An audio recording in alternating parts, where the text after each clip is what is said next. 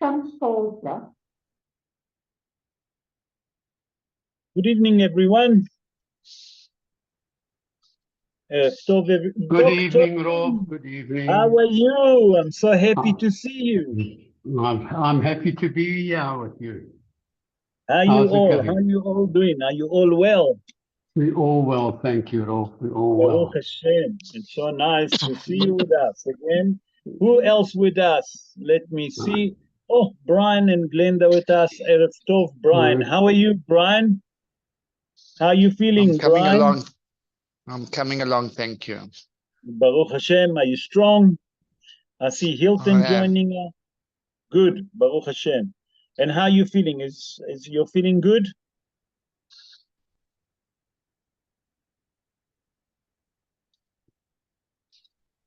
Brian, I can't hear you for some reason. Sorry, I didn't know you were talking to me. Yeah. I'm actually just waiting for the radiation to start, so I'll be disappearing for a little while. Okay, but we're missing you already. Okay. Good. Who else with us? I see Hilton with us. Erev Tov, Hilton. I see Frank gonna join us any minute. Good. Louis, you might gonna be the Baal Koreh tonight, so you better prepare your book. I've given you. Let's see if Jeffrey gonna join us. If Jeffrey not gonna join us, you're gonna be the Baal Koreh like you used to be before you left to Israel. We didn't forget that. Let me go and get my book. Let me go and get my definitely. Okay, hang on. Definitely. Who else with us? Frank with us. Erev Tov, Frank, how are you? I see Baruch Hashem, well, Rabbi. Well. Good. I see that Stephen gonna join us any minute. We're just gonna wait another few more seconds and then we'll start the show. Yes, here is Mr. Stephen joining us, Stephen Kabetsnik. And another few minutes, we're gonna start the show. Just for general explanation, what's happening, why Dr. Les is not with us. Dr. Les is actually in the Far East. He's in an exhibition. He's in a stamp exhibition. He's a stamp collector. He actually represents Eretz Israel on a stamp. And we keep in touch. And Dr. Les told me that, a matter of fact, he was very worried when he gone to the Far East because he was worried what they're going to say about the war. But he said that the warmth and the support that he had in the Far East towards Israel, it's beyond understanding. And many people in the stamp exhibition that approached him, that they know him because he wear a yami and etc., they know that he's Jewish, they're giving him a lot of support, especially that they hear that he come from Eretz Israel. So it's amazing. It's really mamash amazing. Okay, Rabotai, we're 4 minutes after. I'm going to mute everyone. Louis, don't forget to unmute yourself. Wait. Yeah. Don't worry. We are in Parashat Beshalach. You can unmute yourself. I'm going to wait for you. Don't worry. We're not in a rush. Let me see. Where's Louis? I'm going to unmute you. You can unmute yourself, Louis. I'm going to wait. I'm not going to start until... Are you ready, Louis? Hang on. I've just got the Chumash. Okay. I'm going to use my old Chumash. Yes. Pasha. Vayishlach. Yeah. 122. 122. Okay. 122. Tell me when you're ready. Okay.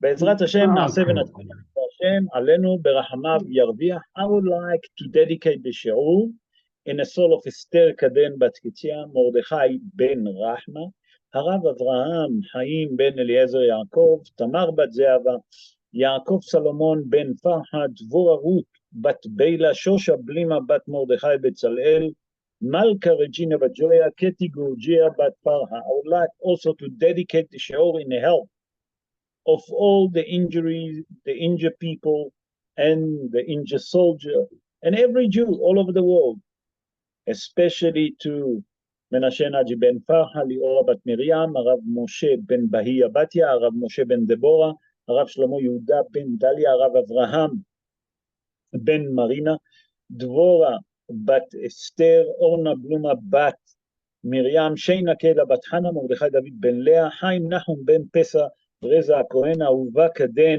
בת טלי אסתר, ברוך בן שרה חיינה, who else we have here? Haya Tzipora bat Rachel, Ayala Eden bat Rivka, we have Leah bat Rachel, Yeshua Hayim ben Haya Leah, Sarah bat Pnina, Tova Liba bat Rachel.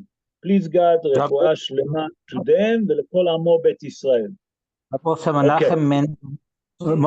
מנחם מנדל בן חיה יטה. ואוסו לרפואת מנחם מנדל בן חיה יטה. משה מנחם מנדל בן חיה יטה. מנחם מנדל בן חיה יטה. חיה יטה. יטה. Okay. Please God, רפואה שלמה to all of them. Parashat Vaishlach, Rabotai. Let's see what we can learn on Parashat Vaishlach. And it says like this, Vaishlach Yaakov Malachim Lefanav El Esav. Ahiv Arza Se'ir Sede Edom. Bechavod. And Jacob sent messages before him to Esau, his brother, unto the land of Seir, the fields of Edom. Yeah. Vaishlach Yaakov. Yaakov sent. Who he sent? The Torah tells us Malachim, angels. And previous year, where did Yaakov have angels to send to Esav?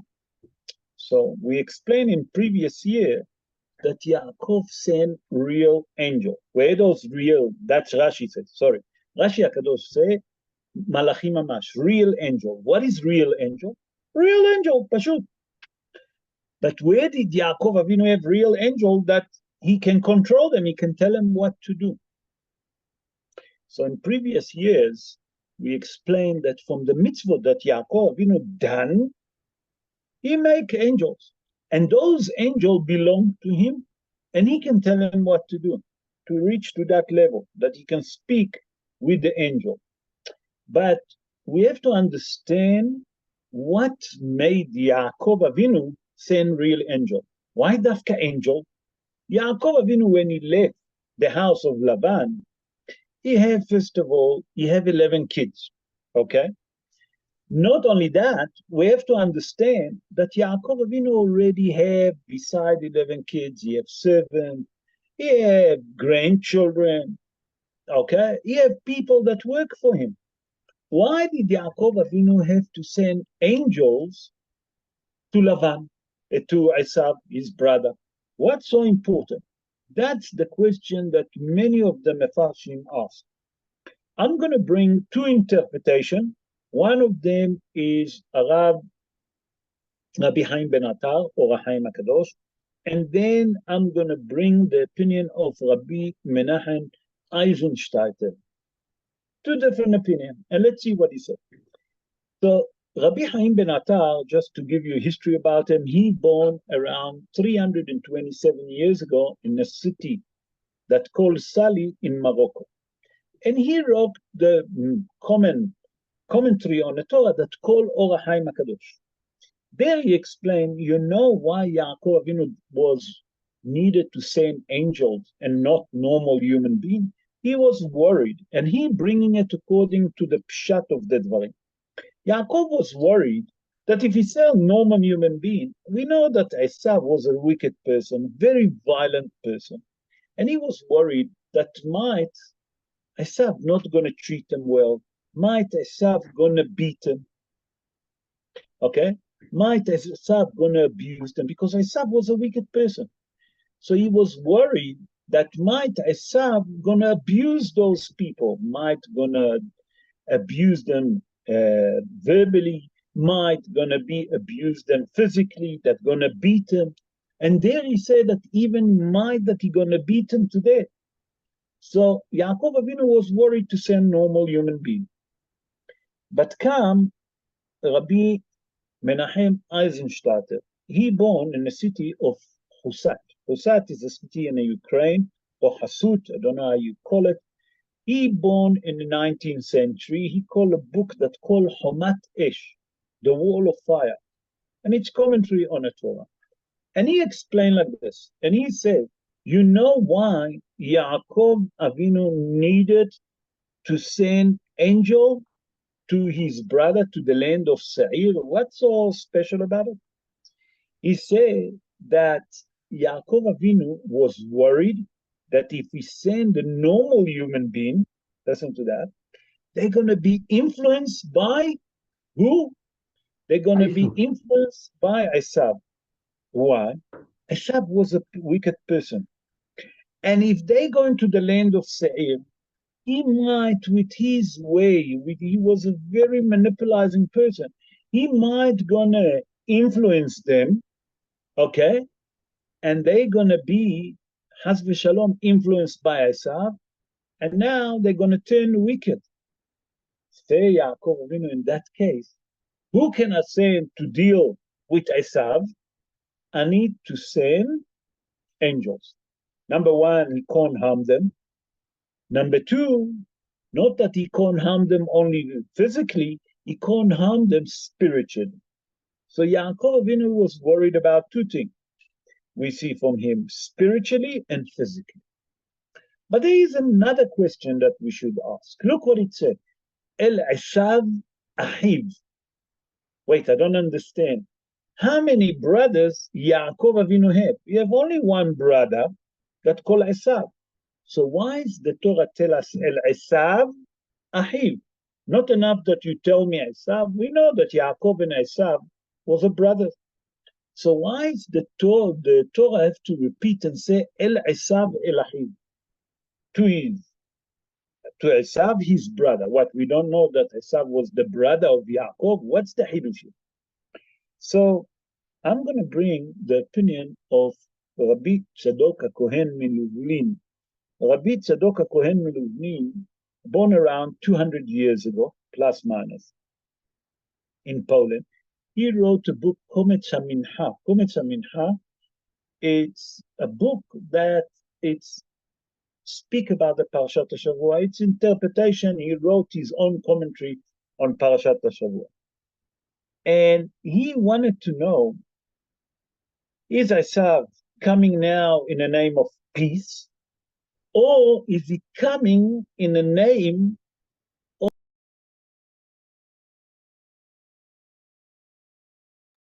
gonna, because I'm his brother? Or is he gonna come because he's Esav? That's what Yaakov Avinu wanted to do. So for that kind of a mission, not Yaakov Avinu cannot sell everyone. Yaakov Avinu needed to know what's hiding in the heart of Esav. So therefore, Yaakov Avinu sent angels to his brother and Esav. Number one, to see Esav mean wickedness. Is Esav still angry? Is Esav still wanted to kill me? Or Esav brother, that now it's a brotherhood, that's me, that he wanted to know, is Esav now planning now to become my brother? Or is Esav coming to meet with me as a person that's angry, that want to take revenge? That means Yaakov Avinu needed to send angel. Why dafka real angel, Rashi say? And here's the explanation that bring the Rabbi Tzadok HaKohen Miluvlin. Only angel can tell what there is in the heart of a human being. Only angel can see what Esav now planning when he coming for the meeting with Yaakov. Is he coming for a fight, or is he coming in the name of peace? For that mission, Yaakov Avinu needed to send a real angel. And now we can understand what Rashi HaKadosh said, Malachim Mamash, real angel. That when Yaakov Avinu sent angel to his brother, to Esav, he wanted to know what there is in the heart of Esav. Is he coming in the name of peace, or is he coming in the name of war? And that's what it says, El Esav Ahi. Is he coming as a Esav, the wicked one, or is he coming in the name of brotherhood? We'll speak about the brotherhood shortly. Let's go to verse 8, Louis, verse 8. And in verse 8, we see something very interesting. Look what it says in verse 8. וירא יעקב מאוד, וייצר לו, וייחץ את העם אשר איתו, ואת הצאן, ואת הבקר, והגמלים, לשני מחנות. Then Jacob was greatly afraid and was distressed, and he divided the people that was with him and the flock and the herd and the camels into two camps. Okay, here the Torah tells us that Yaakov Avinu was frightened, okay, and very worried from the meeting with his brother Esav, and obviously split the tent. But why does the Torah tell us Vayira Yaakov meod, and Yaakov was very frightened, Vayitzer lo, and he was not only that he was worried, okay, that from the meeting he was also frightened. Why is it that Yaakov Avinu, number one, was frightened and he was worried from the meeting? So on a pshat of the dvarim, we say, listen, it's a matter of death or a life. Or him gonna win or he gonna die. That's on a pshat of the dvarim. But I'm gonna bring now two different interpretations to understand that. I'm gonna bring first the interpretation of Rabbi Aryeh Lev Tzins. Rabbi Aryeh Lev Tzins, called Rabbi Aryeh Lev Harif also. I'm sure that you hear about him. He born in Poland around 255 years ago, plus minus. Okay? And in his book, Meloa Omer, is a commentary again on the Torah. He explained like this. He said that Yaakov Avinu was frightened that the merit that Esav had of kibud avahem, that he really was with his father and he respected him. Chazal and Gemara say that the honor that Yaakov Avinu honored his father was beyond understanding. Not only that, he had another merit, the merit that he stayed in Eretz Canaan, in Eretz Israel. He was worried that maybe these two merits will stand to Esav in a meeting, while he was in Haran, in Syria, and he didn't respect his father and his mother the same like Esav. Not only that, he married two sisters. It might that he didn't have the two merits that Esav had, that number one, kibud avaim, honoring your parents. Number two, living in Eretz Israel, that's a mitzvah by himself.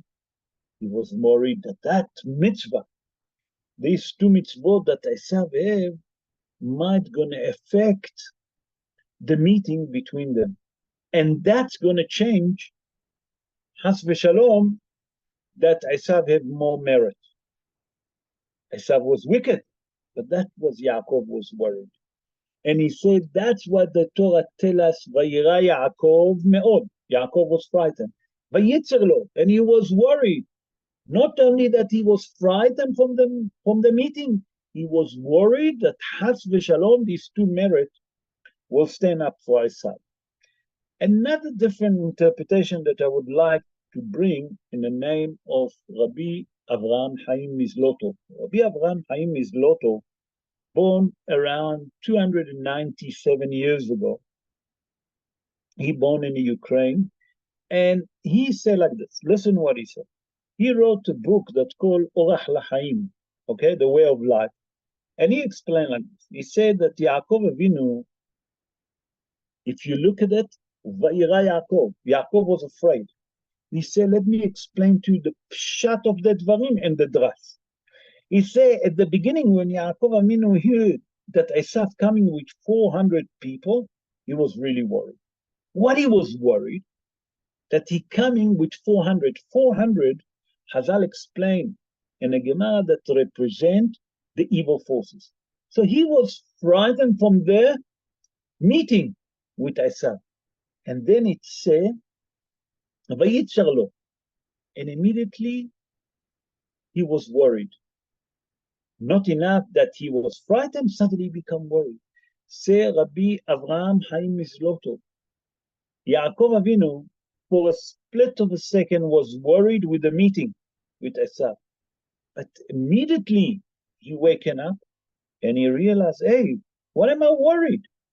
HaKadosh Baruch Hu already promised me in chapter 28, that's in a previous parsha, in verse 15, HaKadosh Baruch Hu said to him, Ushmarticha bechol asher telech, v'ashivoticha el ha'adama azot, and I will guard you wherever you go, and I will bring you back to that land.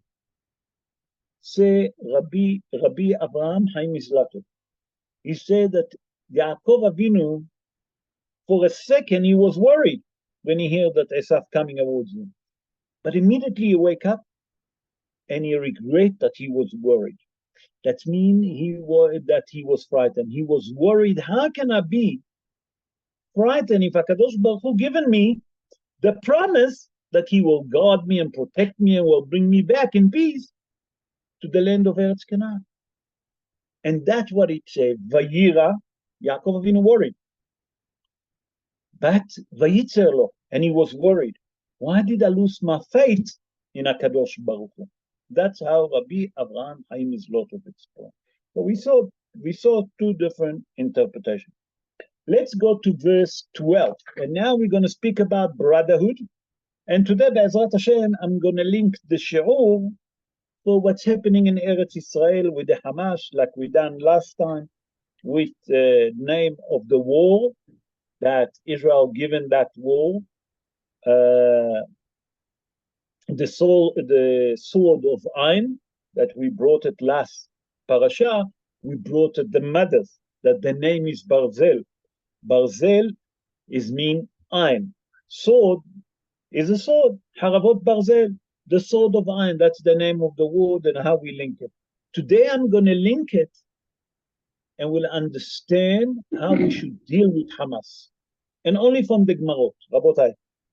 Gemarot Neto. But first, let's do verse 12. Here, Yaakov Avinu davening to HaKadosh Baruch Hu. Listen what he said. Hachileni na miyad achi miyad Esav.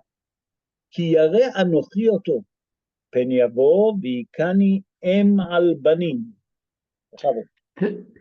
Deliver me, I pray that he, from the hand of my brother, from the hand of Esau, for I fear him, lest he comes and smites me and my mother with the children. Okay. What is happening here? Yaakov Avinu daven to HaKadosh Baruch Hu to guard him, to protect him from his brother, from Esav. Again, from a brother, from Esav. Now we're going to speak about brotherhood. Okay? As we explained earlier, Yaakov Avinu was worried from two things. Yaakov Avinu was worried from Esav Rasha. Esav was a wicked person. There is no question about it. But Yaakov Avinu was worried also from the brotherhood. What does it mean, that brotherhood? And I saw a beautiful commentary that brought by Rabbi Yosef Dov Halevi Soloveitchik. Rabbi Yosef Dov Halevi Soloveitchik, he born in Belarus. He born around 206, 203 years ago, 204 years ago. Sorry, I repeat, 203, 204 years ago, not 206. And in his book, Bet Halevi, it's the house of the Levy. It's again commentary on Parashat Hashavua. Say Rabbi Yosef Dov Halevi Soloveitchik. He say you have to understand what is Yaakov Avinu saying here. Yaakov Avinu say, Hachileni na miyad achi. Please guard me from my brother. My brother is the brotherhood. He said, please guard me from the love of Esav. Esav It's well known, ועשיו שונא ליעקב, עשיו hate יעקב. זה the מפרשים, זה רבי יוסף דוב הלוי סולובייצ'יק. He say Yaakov Avinu didn't want Esav, okay, to come with the name of love as a brother. Why? Because that's even worse, that he gonna try to come, okay, to be my friend, and he gonna influence my kids. He gonna pretend that he loved me, but inside his heart, he hate me, and he want me to fall down. So how's he gonna do that? He's gonna do it with a way that he pretend that we brothers, you know, we close to each other to show love, what we show America showing us now, pretending that they're with us. In the meantime, they wanted to stop the war. We're doing a favor to all the world, destroying Hamas, and they're pretending they're our friend. He said, that's what Yaakov Avinu was worried, that Esav gonna come and pretend that he's my brother, let's live together, and peace and harmony, and he gonna influence, okay, his kids. That means that he gonna destroy the Jewish people, his children, Bnei Israel, morally. But he said there, Hatzileni na miyad achi miyad Esav. What does it mean, Esav? Esav, here referring to hatred. So now, save me from my brother that hate me, and save me from the brother that love me. Esav say all the time that he hate me. He physically hate me. Please protect me from Esav. That Esav not going to come and harm me. And that's what he said. That he say here something very interesting. He said, Rabbi Dov Yosef Halevi Soloveitchi, Yaakov Avinu davened to HaKadosh Baruch Hu to guard him from the hatred of Esav and also from the love of Esav. That's why it say here, Atzileni na miyad achi miyad Esav. First from the brotherhood, like he pretended that he loved me, and then from his wickedness. And we see that in the end, what does it say? That Yaakov Avinu didn't want nothing to do with him. Esav asked him to come to land of Seir. But what does it say there? Vayashov bayom hahu Esav ledarko Seir. Yaakov gone to Seir. Yaakov Avinu didn't want. He said, Baruch sheptarani mimenu. That means immediately he didn't follow to the land of Seir. Although that he got a free and open invitation to go to Esav, Yaakov Avinu didn't want that brotherhood. So what is he done? Immediately he gone where? Where it's Canaan. Far away from Esav. I don't want from your good, and I don't want from your evil. I don't want nothing to do with you. And that's what it said here. Hachileni na miyad Esav, miyad achi miyad Esav. Okay? And that's what Yaakov Avinu was worried. I would like to go to verse 25. Okay? Verse 25. Here it's very interesting. Here the Torah tells us that Yaakov Avinu crossed the valley of Ma'avar Yabok, okay, and he reached to a place at night, and he had the fight with the angel of Esav, and we see what's happened here. We try to explain why did Yaakov done what he done. Look here what it says. It says like this: ויוותר יעקב לבדו, ויאבק איש עמו עד עלות השחר. And Jacob was left alone, and there he wrestled a man with him until the breaking of day. Okay, what's happening? Chazal explained to us in the Midrashim, in the Gemarot. I'm going to bring two Gemarot, Rabotai, and we'll see what's happening. First of all, let's start with Rashi. Rashi HaKadosh saying, and he actually bringing the Mishnah in Masechet Hulim in page 91, volume 1. Rashi HaKadosh say, Shachat Prachim Tanim. That means Yaakov Avinu forgot little jar empty little jar. What is he done? After he crossed the valley of Ma'avar Yabok, he returned back to collect empty jar, small little empty jar. All the Mefarshim, Rabota, ask that question, Yaakov Avinu. At night, you putting yourself in danger? What's happening? So Hazal in the Gemara explained that Yaakov Avinu, that he forgot little jar. But what's the value of little jar? Why did Yaakov Avinu put himself on risk? That's what the Mefarshim are. So Hazal in the Gemara explained that. Rabotai, we take in now Torah Shebichtav, the written Torah, and now we're going to bring the oral Torah to explain the written Torah, and then we're going to bring the commentary to explain what's happening. And Hazal tell us that Yaakov Avinu put himself in danger, that he returned back to collect empty jar. That's the Gemara Masechet Chulim 91, folio 1. Come the Mefarshim and ask, Yaakov Avinu, you putting yourself into danger at night to collect empty jar? You have nothing better to do? That's the question of the Mefarshim. Come Rabbi David Padro. Rabbi David Padro, born in the city of Venice. He born around 305 years ago, plus minus again. And he wrote a book, Maskil David, that it's commentary again on the Torah.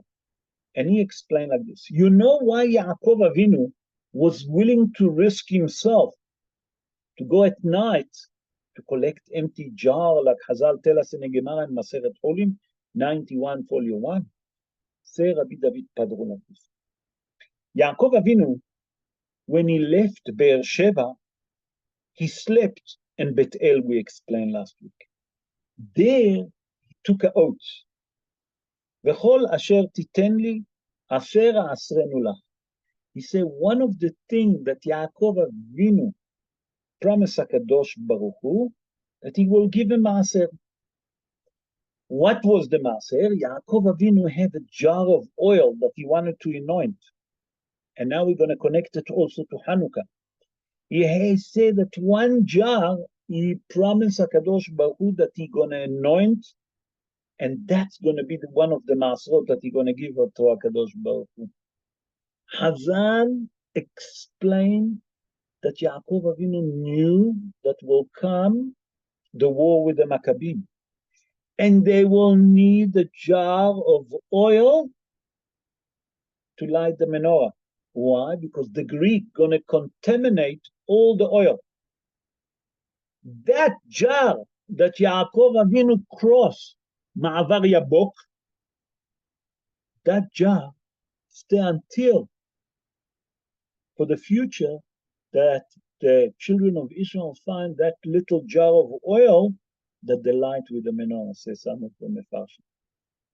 So we see from here two reasons. Reason number one, that was a hekdesh, and Yaakov Avinu was worried that if someone else find that little jar of oil and he's going to use it, he's going to use hekdesh. Yaakov Avinu didn't want it. Another interpretation, that was the interpretation of Rabbi David Padro. Another interpretation that bringing on a drash, that oil will be for the future with the Maccabim, that they're going to find that little jar of oil and they're going to use it for Hanukkah. They need it to light the menorah, and the miracle will happen that it will light for 7 days. So Rabotai, we learn here so far what we done. We done Pshat, Remez, and Drash. Now come the cherry on the top. Hazal say adoso, but pikuach nefesh doche hakol. We have a principle that says that if it's come to danger your life, okay, everything is cancelled. Well, nothing's there. Say Yaakov Avinu, say ask the Mefarshim, how can Yaakov Avinu go? Say Rabbi David Padro. Listen what Rabbi David Padro answered. He said like this. He said, I'll answer you. He said, go to the Gemara in Masechet Kedushim and page 39, folio 2. Hazal says something important. Shluchei mitzvah enam nizokim. A person that's busy doing a mitzvah, they not get harmed. Listen to that. Say Rabbi David Padro, Yaakov Avinu said to himself, you know what? I'm going to do a mitzvah to collect what? The jar that are donated and the oaths to the Almighty. Therefore, I'm not going to harm. Come David Rabbi Padro and say, okay, if that's the case that you're saying, so how come that the angel harm your legs? You say, I'll answer you. That was because Yaakov Avinu gone at night. But the following morning, HaKadosh Baruch Hu make a miracle, and Yaakov Avinu didn't limp anymore. That means that Yaakov Avinu, just for that time that he fought with the angel, that time the angel managed to harm him. But HaKadosh Baruch Hu immediately in the morning cured him. And that's what it said in the verse. Ad alot hashachar, until the sunrise. After the sunrise, you already become a normal human being. Now we can understand the verse, Pshat, Remes, Drash, Sod, with all the depths we try to explain that pasuk. I would like to go now to chapter, what's the time? Whoa. I think that we need to accelerate. Chapter 39, verse 8. Louis, chapter 33, 8. Sorry, I said 39. Okay. I said 39. I was going to say we haven't got 39. I've gone very far. Okay. ויאמר, מי לך כל המחנה הזה, אשר פגשתי, ויאמר, למצוא חן בעיני אדוני. Therefore, the children of Israel ate not No. Chapter 33, verse 8. Verse 8. Sorry. My mistake. Okay, got it. And he said, what meanest thou by all the camp which I met? And he said, to find favor in the sight of my Lord. Okay, what's happening? Esav Avinu, when he meeting with Yaakov, what did he say? Who's all of those people that I met in the past? Who's all those people that I met in the past? So on a pshat of the dvarim, you can say that Yaakov Avinu, when he sent the angel, they met with Esav. That's who he met. But there is something more depth here. The Midrash explained that when Yaakov Avinu was preparing himself for the meeting with Esav, Esav came with 400 people. 400 represent all the evil forces that there is in the world. Hazan and Gemara explain in all different Marot. We're not going to go to it now. But the question is, Esav wasn't stupid. Why did he say to him all those people? Who's all of those people? The Midrash explains something extraordinary. Listen to that. The Midrash saying, HaKadosh Baruch Hu make a miracle. When the angel gone to meet with Esav, they came to Esav and they said to him, what's your name? He said, my name is Esav. Oh, Esav. Tell me, who's your grandfather? My grandfather, he said to the angel, you know who they are? Avraham Avinu. That's my grandfather. He said, what? Your grandfather is Abraham, and you're so wicked? They start clapping him and the 400 people. He said to him, who's your father? He said, Yitzhak Avinu. He said, your father is Yitzhak Avinu, and you're so wicked? They continue to clap him. Until he said, I'm the brother of Yaakov Avinu, said the Midrash, and then the angel stopped beating him. Said the Midrash, HaKadosh Baruch Hu sent those angels in purpose. Why did he send them?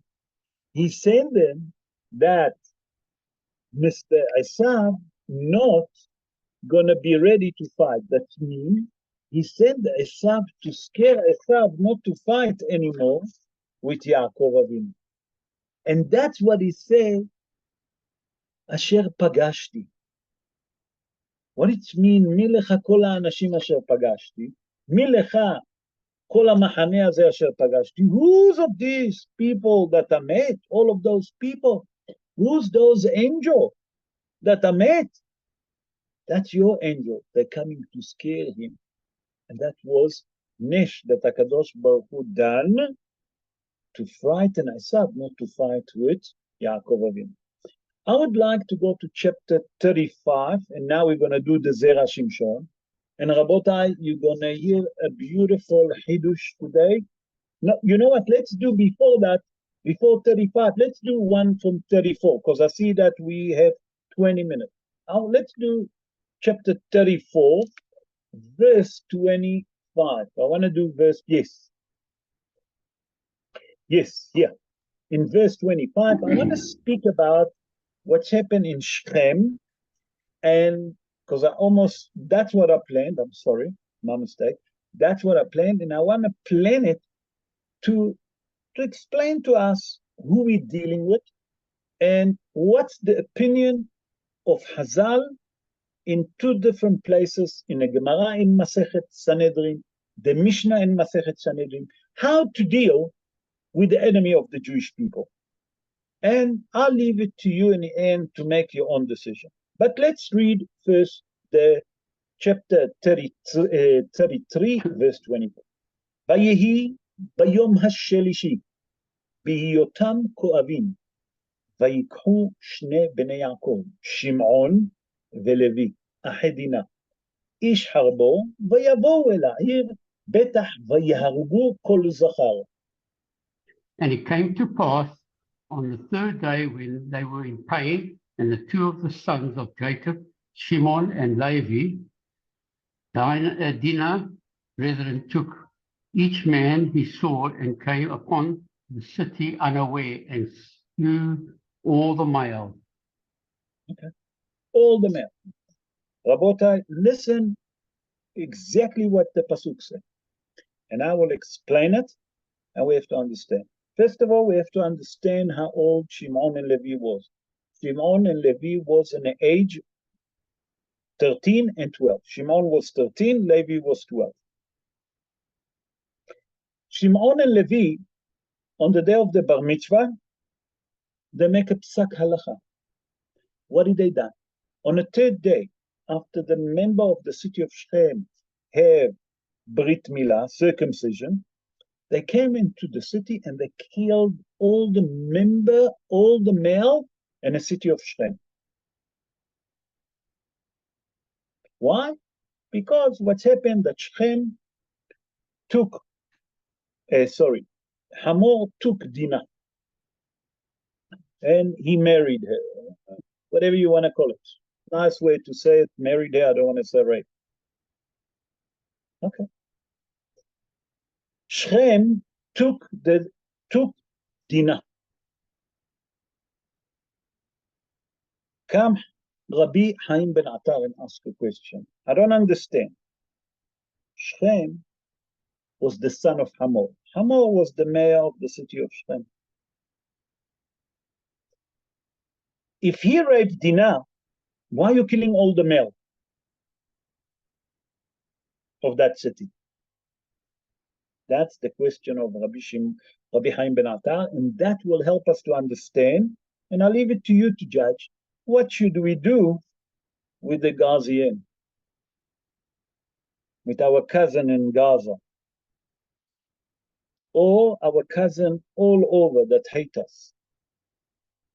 So Rabbi Haim ben Atar, he asked the question and he answered.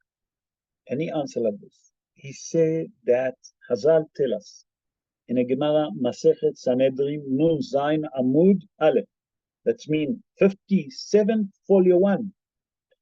Ben Noach Shegazal Hayav Mita. A Gentile that stole, obligated for the punishment of death. Hamor was the mayor, we say. He had a son Shechem. Shechem stole who? Dinah. he abused her. The Torah tells us a person like this obligated to a punishment of death. Okay? Come the question and ask, why they kill all the members of the city? Hazal tell us, when you kidnap a Jewish person, okay, punishment of death. Rabotai, the Hamas didn't only kidnap. The Gazian, the people that live in Gaza, they also kidnap people. And you know the story.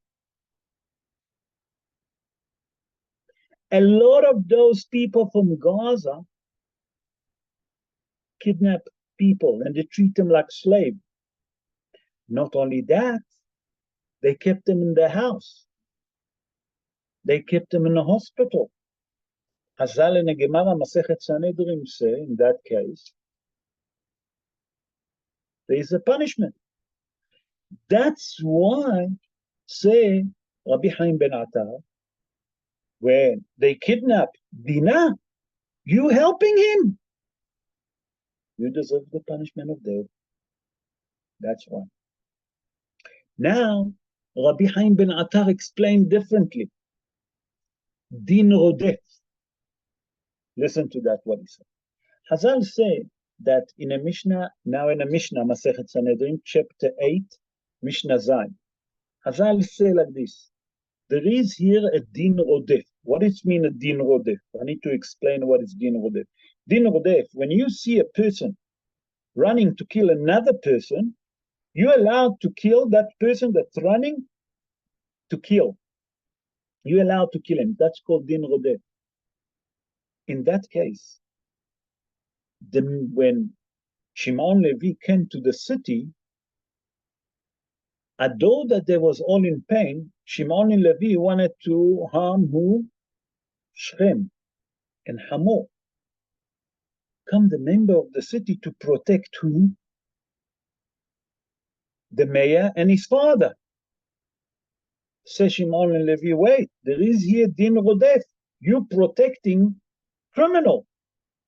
We are now to kill you.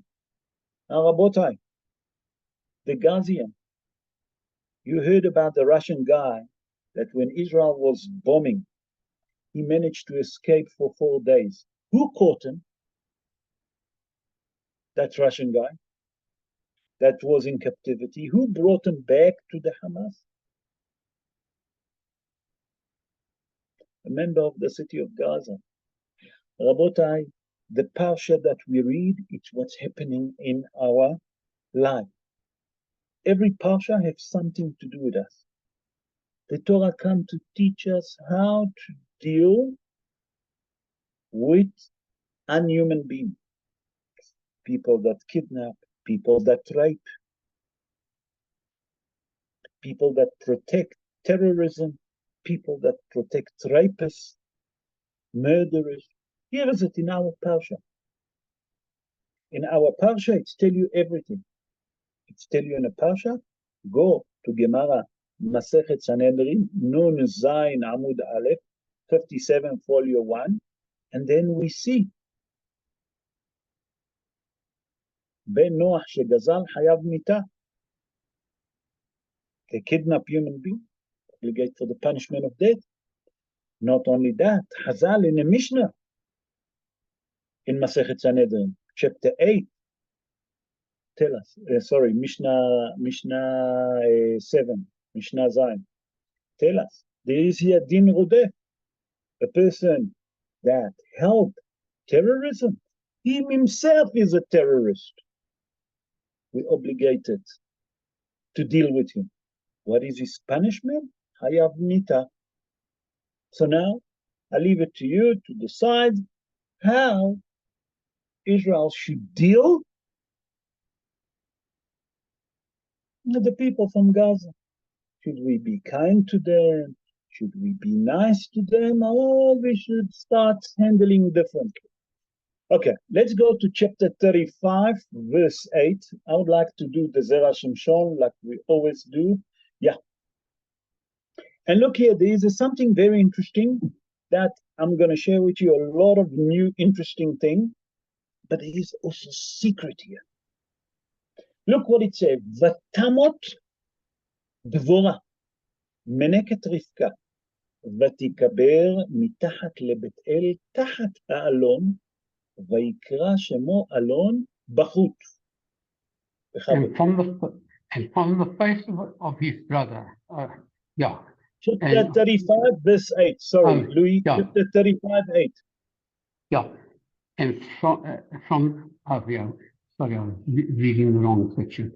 And from Deborah, Rebecca, nurse died, and she was buried below Bethel under the oak.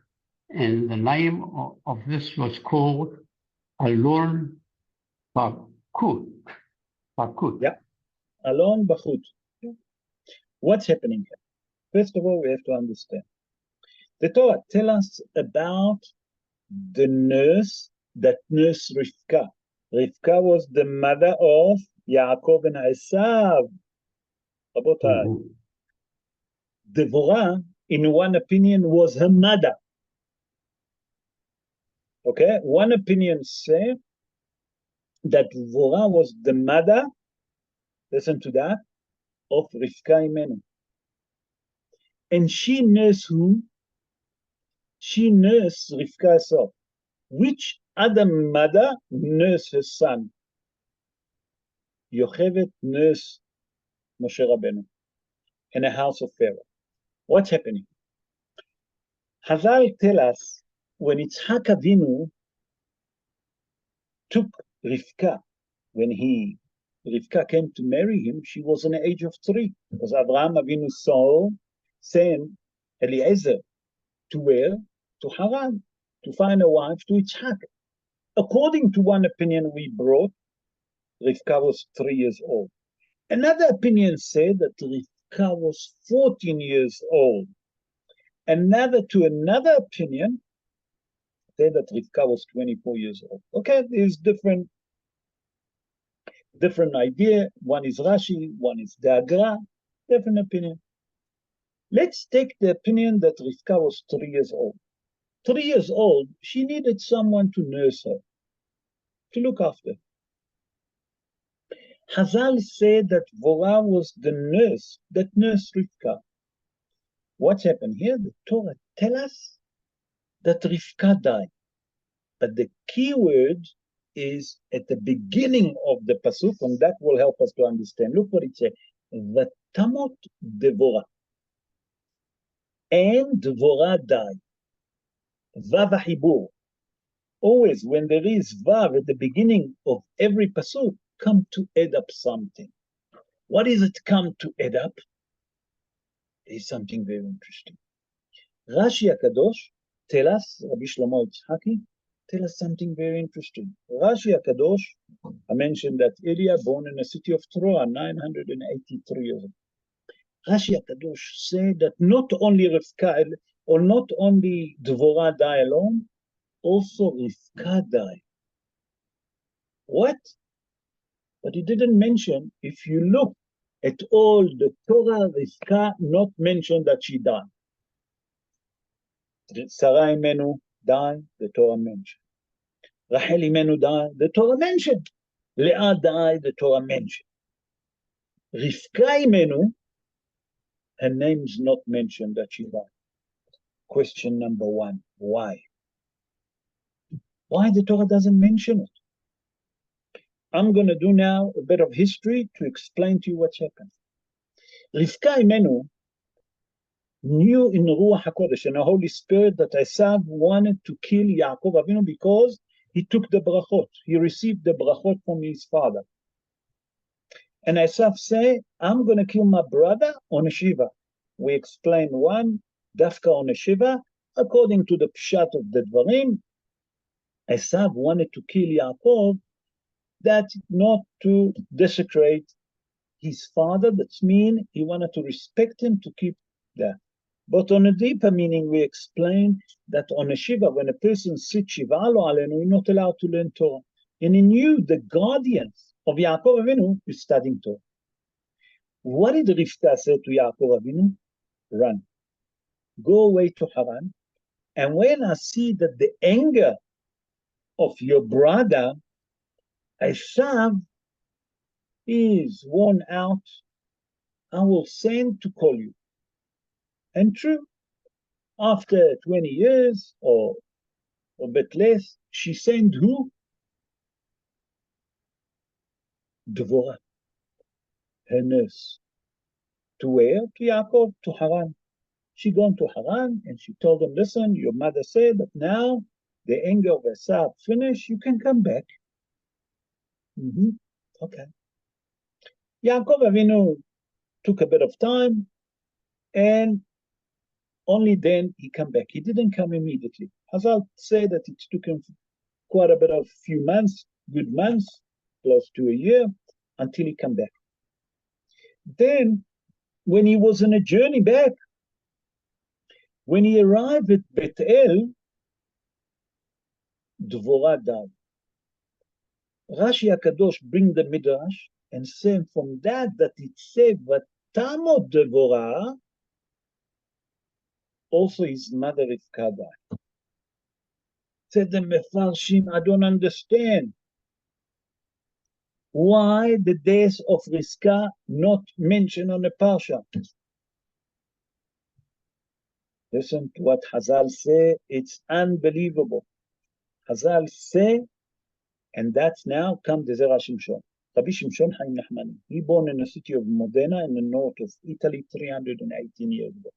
In his book Zera Shimshon, he asked, why is the Torah doesn't mention to us that Rivka died? It doesn't mention in all the Torah. Say Rabbi Shimshon Haim like this, Nachmani, say like this. The Torah didn't want people to curse Rivka. What?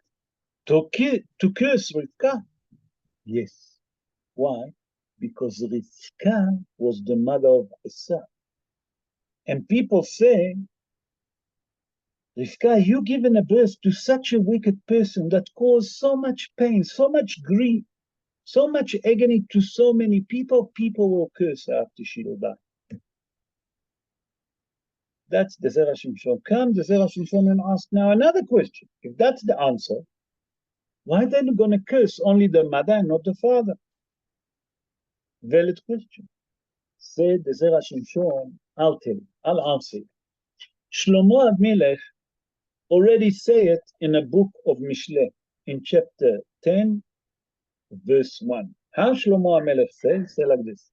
Ben Hacham, listen to that, Yisamach Av, Uben Kesil to Gat Imo.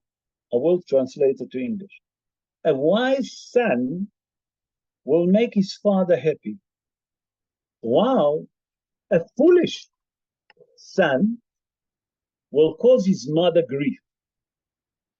That means that if there is a child that is wise, he gives a nachas to the father and to the mother. But if there is a child that's causing problem, causing grief, causing pain to other people, the mother suffering. She gets grief from it. Why? Because that foolish son causes so much pain. Said the Zera Shimshon, I'll explain to you what Shlomo HaMelech said. And that will help you to understand what the Torah told you here. You know why the Torah didn't want to mention Esav HaRasha, the death of Rivka? Because she didn't want people to curse. So people not going to say, Rivka, you given a birth to that son. You nursed him. You brought him up, and he became such a foolish, such a child that caused so much grief to all of us, pain and agony, they will curse her. Why not the father? Why not the father? As I say, for few reasons, the Mefarshim. Number one, the son spent most of his time with his mother. A child spends more time with the mother than with the father. Number two, Hazal say, like this, that the mother nursing him, breastfeeding him. Chazal say that everyone will say it's the fault of the mother, not the father. Why? Because the father at work all day, he's busy. They're going to blame the mother. Chazal come and tell us a story in a Talmud Yerushalmi in Masechet Hayugah, Perek Bet, Halacha Aleph, chapter 2, law number 1. Chazal speak about Elisha ben Avuya. Elisha ben Avuya was a friend of Rabbi Akiva. He was 4 that entered the Pardes. Ben Azai, Rabbi Shimon, not Rabbi. Ben Azai, Shimon ben Azai, Rabbi Akiva, what his name? Aher, they call him Aher in the Gemara. That's Elisha ben Avuya, and Ben Azai, Ben Zoma. Ben Zoma. The 4 entered the Pardes. They wanted to understand how HaKadosh Baruch Hu created the world.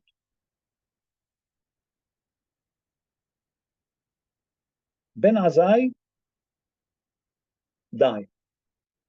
Ben Zoma, lo alenu, become cuckoo, what he saw. Elisha ben Avuya become a kofir, a non-believer, what he saw. He couldn't understand. Rabbi Akiva, the only one that entered and didn't go on, nothing harmed him. He saw how, and he understand how HaKadosh Baruch Hu created the world. It's all the secret of the Kabbalah. Say Hazal in the Gemara, you know what caused Elisha ben Avuya to become, lo alenu, non-believer, to become Apicorus? Say Hazal, something tremendously. The mother of Elisha ben Avuya, it was Yom Kippur, and she was walking to shul, and a Gentile make a barbecue, make a braai, and the smell drove her banana, and she got to such a excitement that she needed to eat, that if she wouldn't eat, she will have a miscarriage, Hazal said. So we allowed to give her non-kosher food and to feed a pregnant woman on Yom Kippur. Obviously, they tried to convince her to calm her down. Hazal in the Gemara explained lo hashimla. What it means lo hashimla? They whisper to her. They're not whispering to her, they're whispering to the child. I don't want to go through that. Hazal say that they tried to convince her that to control her desire to eat on Yom Kippur. It didn't help. So they feed her a non-kosher food, meat, on Yom Kippur. Hazal and the Gemara said that that's what caused Elisha ben Avuya later on, that he sucked from the blood of his mother to become a non-believer. Said the Zera Shimshon, let me explain to you what's happening here. You know why the Torah didn't mention the death of Rivka? Because people will say, listen, you was a mother to a Sava Rasha that caused so much problem in the world, so much grief, so much pain to people. They're going to curse them. So Hazal say, better, that's the reason that the Torah didn't mention the death of Rivka. What are we learning from here? Said the Zera Shimshon something extraordinary, that it's come to tell you how people have to be careful. And the Torah had so much respect for Rivka Imenu that she didn't mention the death of Rivka. And that's the reason that people not going to has v'shalom, going to say, look what a child you have, like a Sava Rasha, and will start telling and remembering suddenly all the wickedness and start cursing her that she brought such a wicked person to the world. Rabotai, there is more I would like to speak, but not now, because the time is over. We're 5 minutes over. I'm sorry I took. I just needed to mention why Rivka, first of all, never mentioned. Not many people took notice of it, that the death of Rivka never mentioned in the Torah. Number one, why is she not mentioned? And what was hiding behind it? What does it mean, ותמות דבורה, מנקת רבקה, ותיקבר מתחת לבית אל. תחת האלון, underneath the tree, okay? that ויקרא שמו אלון בחוט. It's very strange verse, come out of nowhere, that have nothing to do with the story of Yaakov Avinu returning back to Eretz Canaan. What about your mother? No, it doesn't mention. You're not, if you're going to look at all the Torah, you're not going to find the death of Rivka. It's come to tell us how careful we have to have. The chinuch of the Yeladim, it's so important. And Rabotai, I also wanted to connect what's happening now with the story of the kidnap. I mean, I don't want to put my feet in a shoe of the member of the government for the moment. The decision that they have to make, it's beyond understanding. But one thing, it's very clear and it's very understandable. Every terrorist and every member of Gaza is a terrorist. I know that I'm saying very harsh words, but you want to look at it, here is the source. I repeat it again. Sanhedrin Nun Zayin Amud Aleph, 57, folio 1. Mishnah Masechet Sanhedrin. Okay, if you want to look at it, it's Perek Het, like we mentioned. That means chapter 8. Okay, in chapter 8, if you want to look at it, Mishnah Zayin.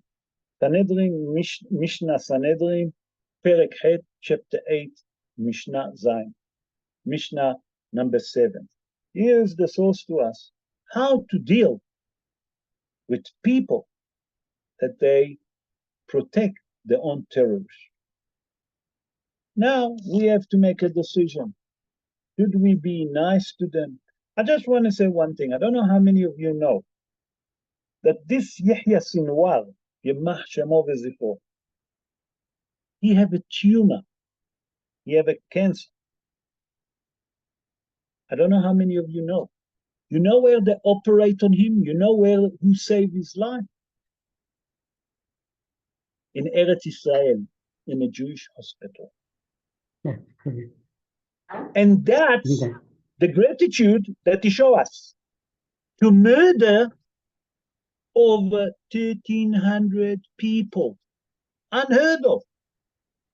Kidnap over 240 people. That's the gratitude. And now you want to hear, Rolf, you want to hear the worst part? Yeah, the worst part now? Yeah, now I'm going to give the worst part. Out of the 230 people, the hostages, have a look how many we've managed to get back. The rest, they've killed the Mamzairim. They've killed. That's why they don't release so quickly. That's right. Why they're holding back. One day 11, one day 10, suddenly they at midnight. But we agree at 4 o'clock.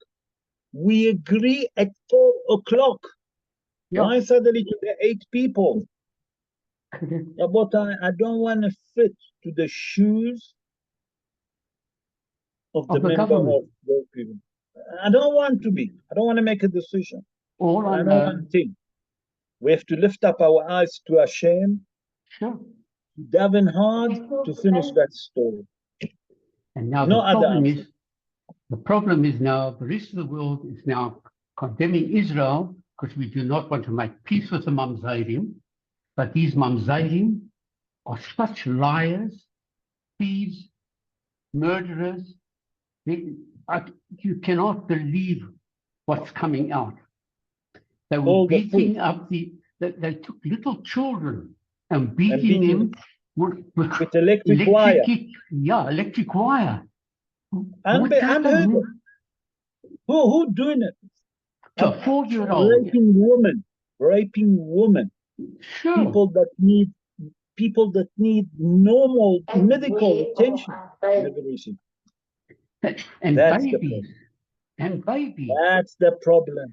Rabotai, everything that the Parsha we read have to do with what's happening with us that week. What's happening in that time, at that time Sure. zone. We have to lift up our eyes to HaKadosh Baruch Hu and daven that HaKadosh Baruch Hu will give wisdom. Chazal say in the Gemara, Lev, Sarim, Umelachim, Beyad Hashem. I will explain that. The heart, that means the thought, the seichel, that HaKadosh Baruch Hu give to a president, to a minister, okay, to a prime minister, is all in the hand of HaKadosh Baruch Hu. I just want each one of you that when you say Tehillim for the kidnappers, that they will return safe and healthy, Be'ezrat Hashem, for the protection of the member of the security forces, the Israeli Defense Force, whoever is it, the Jewish people all over. You know, today at 1 o'clock, I saw a Zoom of my son graduating. He finished his camp. Today he took an oath. At 1 o'clock, we were sitting, all the family, watching my son, my little boy, okay, holding a rifle and taking an oath. The tear was in my wife's eyes. Okay, I done it, so I don't know, No. I wouldn't cry. But, No. and my wife phoned my son. Few minutes earlier,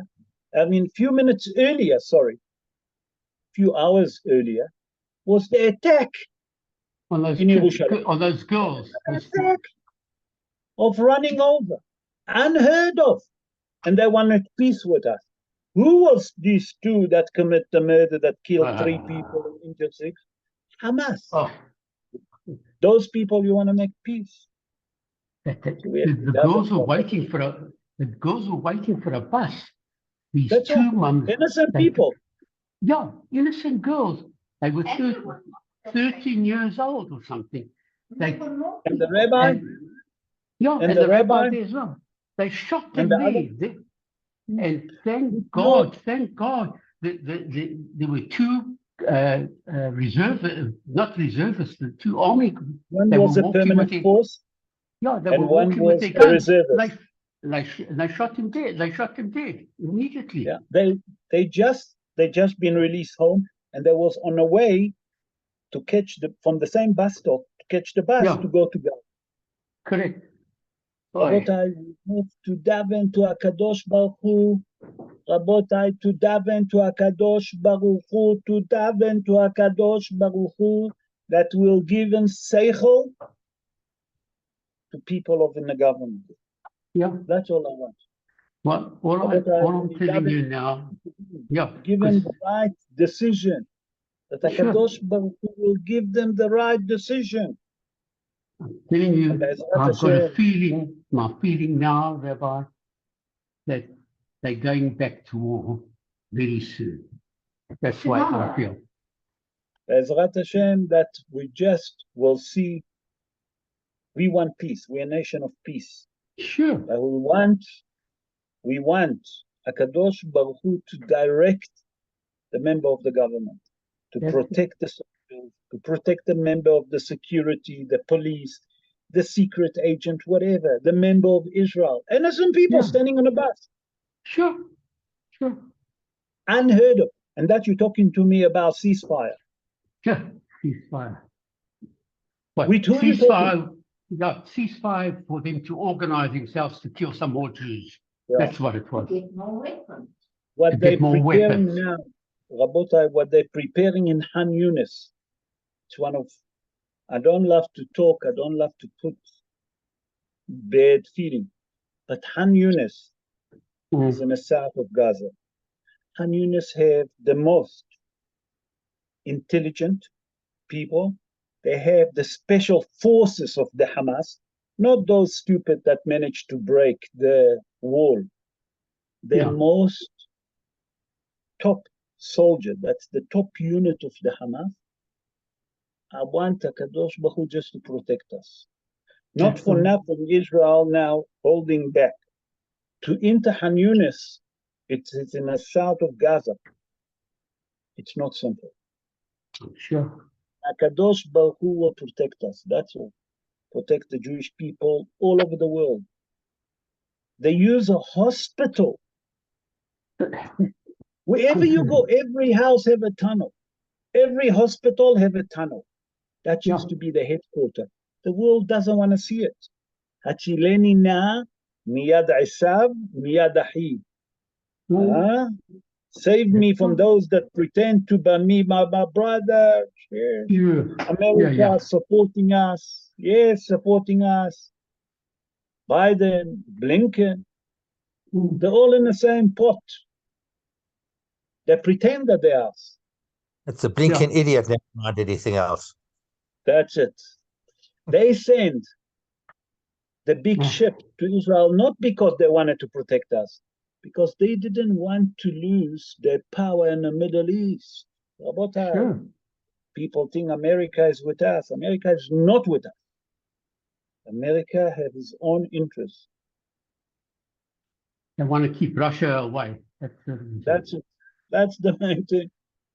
Sure. So, Be'ezrat Hashem, I would like to wish you, first of all of you, to have a beautiful Shabbos. Shabbat Shalom u'mevorechet to all of you. Amen. Enjoy your Shabbos. Thank you.